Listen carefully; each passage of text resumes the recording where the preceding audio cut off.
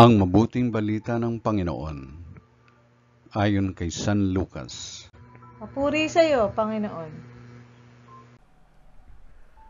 Nang oras ding yun, si Jesus ay napuspos ng galak ng Espiritu Santo at sinabi niya, "Pinasasalamatan kita, Ama, Panginoon ng langit at lupa, sapagkat inilihim mo sa marurunong at pantas ang mga bagay na ito at inihayag mo sa mga taong ang kaloobay tulad ng sa bata. Oo, Ama, sapagkat gayon ang kinalulugod mo. Ibinigay sa akin ng aking Ama ang lahat ng bagay.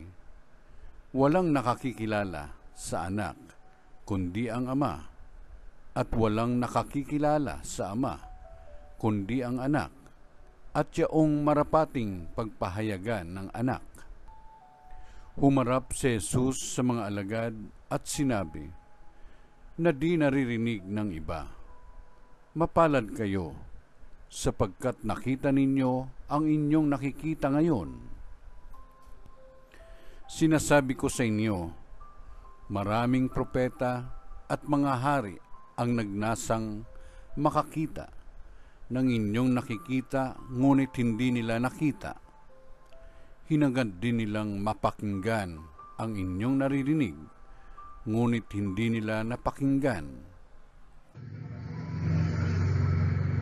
Ang mabuting balita ng Panginoon. Pinupuri ka namin, Panginoong Jesucristo.